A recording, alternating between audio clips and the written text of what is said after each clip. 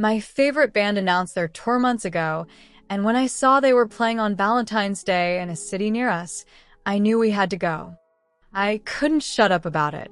It wasn't just about the concert, it was about us. A chance to reconnect, to be something other than just mom and dad for a night. We hadn't had a real date night since our baby was born, and now we had found a sitter we actually trusted.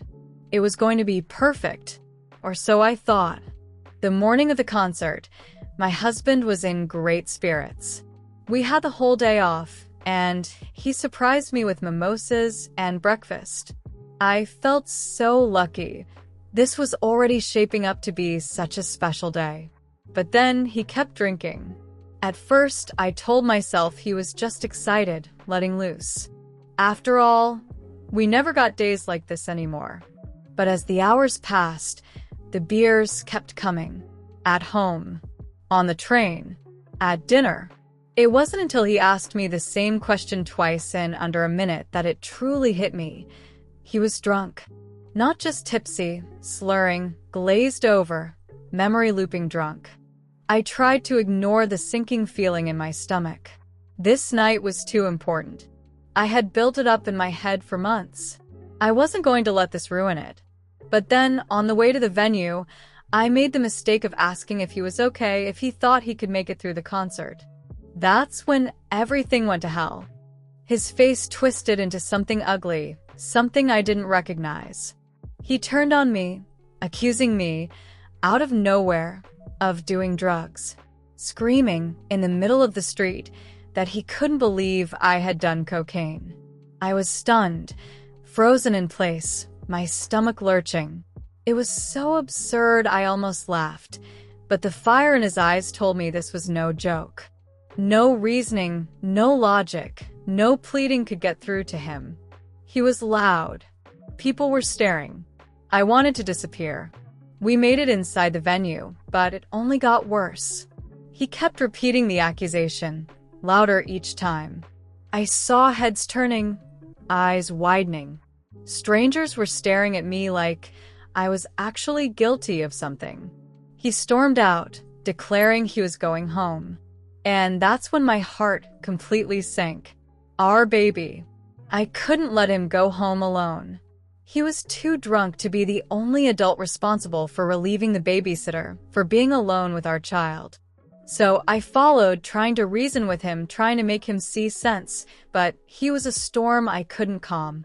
I had to get us an Uber, because he was too far gone to work the app himself. The ride was a nightmare. He slurred his words, then suddenly got a new, horrifying idea. He was going to call my mother and tell her I was on drugs. I felt like the floor had been ripped out from under me. My mother? The one person whose respect and trust meant everything to me?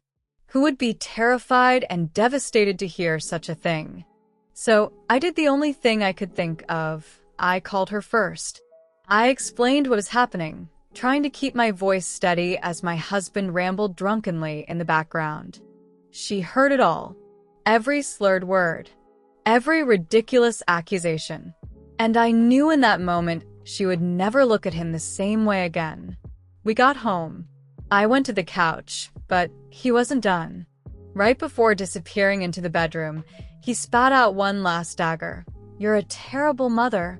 I don't know how long I lay there, staring at the ceiling, feeling every ounce of love and admiration I once had for him drain out of me. He hadn't just ruined the concert. He had humiliated me, accused me of something insane, scared me, and, worst of all, called my parenting into question. The next day, I couldn't even look at him. I still haven't spoken a word to him. But my silence isn't just anger, it's grief. Because I don't know how to forgive this. And I don't know if I want to.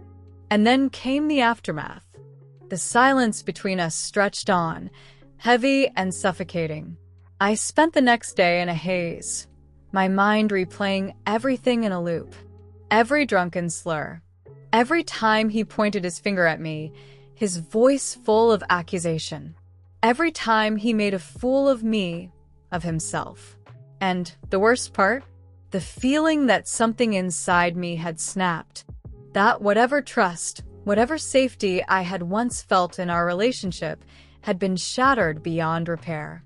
My mother called me later that day, her voice tight with concern. "Are you okay?" she asked, but what she really meant was, "What are you going to do?" And I had no answer. He tried to apologize. Or at least, he tried to act as if nothing had happened, as if it could all be brushed under the rug. "I was drunk," he said with a shrug, as if that excused everything. As if being drunk made it okay to scream in my face, to humiliate me in public, to try and weaponize my own mother against me. I didn't mean it, but he had meant it in the moment. And that was the problem. Because if alcohol could turn him into someone who could say those things to me, someone who could do those things to me, then what did that mean for our future? I started thinking about our baby. About the night I had been forced to leave the concert of my dreams to follow my stumbling, raging husband home because I was afraid of what might happen if he got there alone. What if, someday, our child was old enough to witness this side of him? What if one day, it wasn't me he was hurling accusations at, but them? I had spent years thinking of my husband as my partner, my safe place. But now, as I lay awake that night, listening to him snore away as if nothing had happened, I realized the truth. I didn't feel safe with him anymore. And I didn't know if I ever would again. The weight of it was crushing. I kept remembering the little things, how he used to hold my hand just because, how he would kiss my forehead when he thought I was asleep, how he had promised so many times that he'd always be there for me. And yet here I was questioning everything. I thought about our baby's future.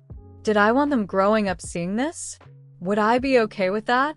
Would I ever be able to look at my husband the same way again? The days passed, but my silence remained. He tried to act normal, but I could see the tension in his eyes, the discomfort of knowing he had crossed a line so severe that even he couldn't ignore it. But that wasn't enough. I needed more than just an apology. I needed proof. Proof that this wouldn't happen again. Proof that he was willing to change. Proof that this wasn't the beginning of something darker. Because if I couldn't get that proof, if this was just the first of many nights like this, then I already knew the answer to the question I had been avoiding. I couldn't stay.